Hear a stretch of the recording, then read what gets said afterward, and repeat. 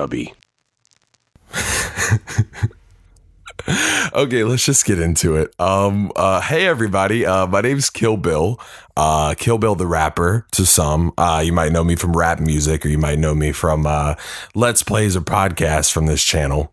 But today I'm going to be reading some fan fiction for you guys that I did not know was a thing until last night, and I have not read this yet, so y'all are gonna get my God honest reaction to it as I'm reading it.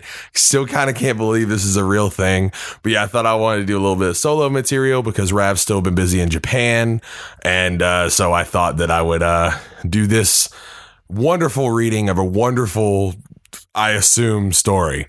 So today we're going to be reading Goku and Anne Frank Until the End of Time, which was originally hosted on an Angel Fire page by the name of Gofer-chan's Fanfic Paradise. So I assume Gofer-chan, spelled Gofer Chan, is the one who wrote this. So I'm going to read the prologue, and then we're just going to get into the meat and potatoes of the story. Like I said, I have not read this. I don't know what I'm going to be getting myself into. I hope that it's workplace safe. For some reason, I kind of doubt it, though. So I'm Gofer-chan, and this is my first piece of fan fiction. It was my brother's idea, an Anne Frank Dragon Ball Z crossover. I am big fans of both. All right, we're good. This is a good start. Anne sighed as she sat in her room, staring at her wall. She just finished writing in her diary and had nothing to do. Life was boring in the secret annex, but it was better than the alternative. It was all right talking to Peter and Margot, but they were both such quiet people, unlike the always active Anne. All of a sudden, a flash of light appeared in the room. Anne jumped back, stifling a scream. Before she could run out of the closed door, she noticed that the person who appeared in the flash was not a Nazi officer, but someone who she had never seen before. His clothes were very strange, and his hair was in a spiky style that was totally new to her. She stood against the wall, wary of the stranger, but he walked towards her and smiled, extending a hand. "My name's Goku." That's my Goku voice, by the way. The mysterious stranger said. Anne nervously put her hand in his. He bent down and kissed it softly, then let go. The typical Goku, just kissing bitches on the hand, man. Anne blushed, feeling something she had never felt before go off inside of her. "My name is Anne," she replied quietly. "I'm sorry for what just happened," Goku told her, "but I was caught in a time portal." And deposited here. My power cells will recharge soon, but until then, I'm stuck here." Anne had no idea what the handsome visitor was talking about, but she played along. "Well, sir," she said, "you may stay in my room as long as you like." Anne blushed again as she said this and giggled slightly. "Tee." Goku looked around and then sat on the bed. "Thank you for the invitation. I'll be sure to repay you for it soon." Anne did not understand what he meant by that. However, when he spoke, she felt a warmth deep inside of her. She sat him on the bed, staring at the man's beautiful eyes. Finally, she could stand it no longer. Anne leaned over and kissed the stranger on the cheek, and then pulled back quickly, not sure of what she had done. "I'm sorry," she said as she stumbled to find the right words. The visitor smoked. Wow. The visitor smirked. "No, that's quite all right. Dude, you don't even talk like..." Oh, never mind. He replied with a smile, putting one arm around her. "You know, you're a very beautiful girl, but well..." Anne looked at him, troubled. "What's the matter?" she said with a sweet smile. Goku looked nervous. I'm already married." Why are you kissing Anne Frank on the hand then, man? Anyway, he finally managed to choke out. Anne pulled away from him abruptly. "No!" she said loudly, almost in tears. I'm sorry, he replied. Anne was furious. Nothing ever goes right, she cried out. I have to go now. My power cells have recharged, said Goku. Anne was in tears by now, staring at the wall so she couldn't see Goku's face. He smiled a sad smile and disappeared in another flash out of Anne's life forever. Anne never forgot him, though. Not until the end of time. So that's part one. I'm gonna go ahead and read part two. It's loading on my phone. I'm just gonna let that load. So this has been an interesting experience so far. I've never quite read something like this. I can't tell. I don't think that it's that's like supposed to be funny. I think that they were like honestly trying. So okay, I'm gonna read part two for you guys real quick. As far as I know, there's only 2 parts. So here we go. Gofer-chan's Fanfic Paradise, Goku and Anne Frank, Until the End of Time, Part 2, A Saiyan's Love. 1 month. Well, it didn't feel like a month. To Anne Frank, a Jew in hiding from the Nazis, it seemed like a year. 1 month since the fateful encounter with the mysterious man from another world, who she only knew as Goku. The handsome stranger had stepped through time and into her life, then disappeared without a trace. Anne was almost sure that they'd never meet again, even though not one day passed without her dreaming of him. Little did she know, however, that their lives were tied by the unbreakable red string of fate. The author was waiting to pull that one out. It was another boring day in the secret annex. Anne sat on the bed of her room, writing in her diary. The bed of her room is a real weird thing. Anyway, it never occurred to her, however, that this diary would be her last. As she wrote in the quiet attic, there was a loud noise from downstairs. Her heart jumped with both fear and excitement. Was it them, the Nazis, or could it be him? She had no idea whether to run downstairs or to hide. That decision, however, was made for her. Her door flew open and a tall soldier was visible in the doorway, glaring at her. The cries of her family members and friends were tuned out as Anne only thought of one thing. She stood up and followed the soldier out of her room, down the stairs and into the back of a truck. So this is it, she said quietly to herself. I'll never see him, my one true love, ever again. You met him one time. Anyway, and all those years of hiding, they were for naught. Then Anne realized that she left her precious diary up in her room. She broke loose from the officer and made a dash back into the shop. When he removed the gun from his holster and fired a shot in her direction, Anne fell to the floor. Anne lay on the floor, feeling searing pain run through her leg where the bullet had met its mark.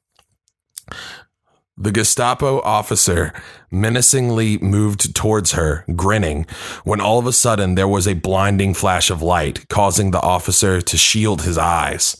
A huge cloud of smoke appeared next to Anne, blocking her from the soldier's vision.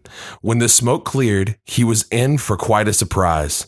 There was Goku holding Anne in his arms, standing next to a huge metal capsule. Goku, cried Anne, you came back for me. Goku smiled. Anything for you, my dear, he said. Our love will never be lost, not until the end of time. The Gestapo officer turned tail and ran, but Goku was too quick for him. After laying Anne on the concrete, he dashed towards the Nazi and knocked him to the ground, unconscious, with only one blow. Nazi scum, muttered Goku. God. Nazi scum, muttered Goku as he spit on the enemy's limp body, then returned to Anne. Here, I have something for you. Goku said as he removed a small bean from his pocket. Oh my God, he's going to give her a Zenzu bean. What on earth is this? Asked Anne. Goku smiled. Remember how ignorant she was to what was everyday life to him. Okay, that's all right. A Senzu bean, he said. Just eat it and it will cure your leg.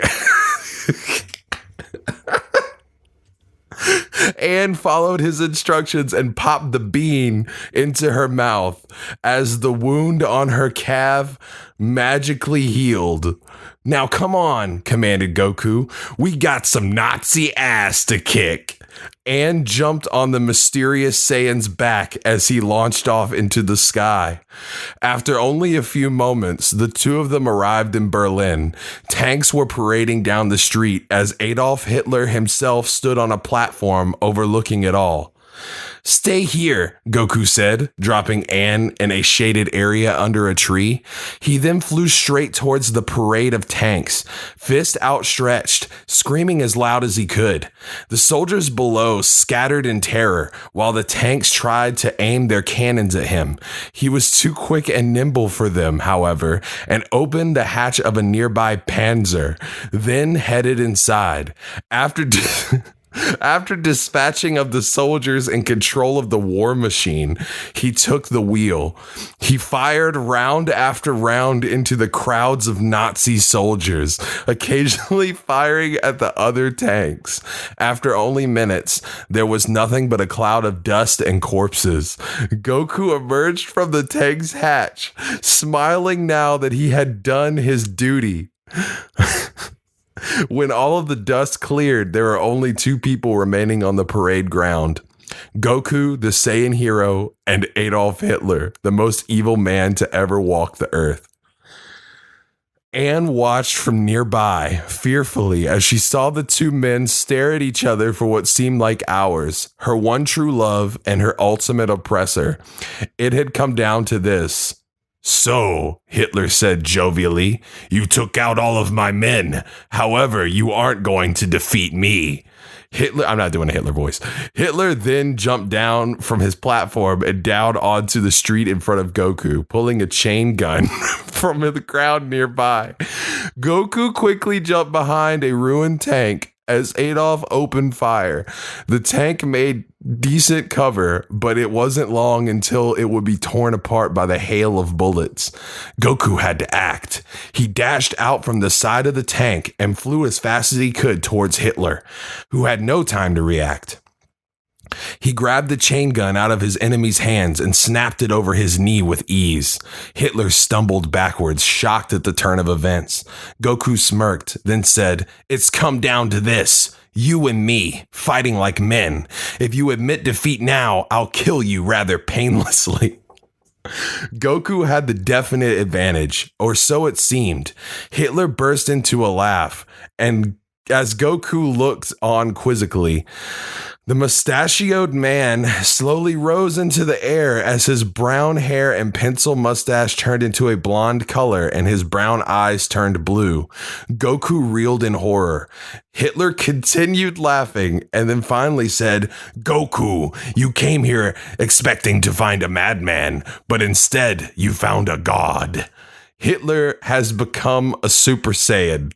Anne looked on in awe, not sure what was going on. At first, it seemed like her lover would win the battle, but now she was not so sure. Goku seemed scared of his opponent, and it was for good reason. Hitler continued to speak. "Goku, can't you see? I've reached a power level 10 times anything you've ever achieved. Your fate is sealed, weakling." Even though the battle seemed unwinnable, Goku charged in, screaming at the top of his lungs. Every blow he struck was deflected off of Hitler's rock-hard body. Hitler waited for Goku to tire himself out, then raised his fist and punched Goku, and one punch was enough. Goku was knocked across the street into a large propaganda poster of Hitler, thudding to the cold, hard ground. Hitler laughed, thinking that victory was in his hands at last. Goku, however, was not ready to give up. Bruised and battered, he rose he rose from the ground, limping in Hitler's direction. The Nazi leader laughed. "You still want to fight? Don't you know when to give up, boy? You can hardly walk, and you expect to beat me, conqueror of Europe?" Goku ignored Adolf's taunts as he continued to stumble his way forward. Finally, the two arch rivals were standing face to face. Goku stared Hitler into the eye, then screamed, "This is for love!" and flew up into the sky, his hair turning blonde, his eyes blue, and an aura of power radiating from him. Hitler looked on in horror at Goku. He had made the ultimate achievement. He had become a super ultra power Saiyan. Goku made a cup shape with his hands, aiming at Hitler as he belted out the words, "Ka me ha me ha," as a beam of pure energy shot at his enemy, disintegrating the Nazi leader's body. Goku then collapsed to the ground in a heap, exhausted from the fight. 2 years later, Ann and Goku had finally reached the date of their wedding. After the battle, Ann and Goku destroyed the time machine and took a boat to Australia. They changed their names and lived new lives, ready to start over. The two young people looked into each other's eyes as they kissed, as the Reverend pronounced them man and wife. Finally, it seemed, Ann was at peace, and they would always be together until the end of time. So they just said, fuck Chi-Chi then. Like, he just literally was like, nah, blood, I'm going to just stay here, enjoy my time. I saved the world from Hitler. So, like, honestly, amazing story. You know, the Nazis were defeated. There's love. Anne Frank survived, and I assume lived a happy marriage with Goku. A little something for everybody in there, you know? That's my review. Amazing. 10 out of 10. Would read. I'm never going to read it again. That's a lie. It's a fucking lie. I'm never going to read this story again.